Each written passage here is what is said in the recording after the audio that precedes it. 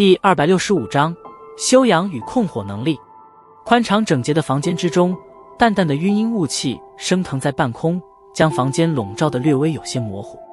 在房间的中央处摆放着一个体型颇大的木盆，盆中盛满着翠绿色的液体。少年赤裸着身体，盘腿坐于其中，微闭着眼眸，双手结出修炼的手印，任由那翠绿色药液中的温和能量一丝丝地缓缓侵进身体内部，修补着那些近乎残破的经脉。随着修炼的时间持久，木盆中的翠绿色液体也是缓缓地变得清淡了起来。到的最后，翠绿色终于是完全淡去，取而代之的是一盆清澈见底的清水。扑通，一个小小的蛇头忽然地从水面之下冒腾而起，尾巴不断地拍打着水面，淡紫的蛇瞳中尽是欢喜。察觉到浸泡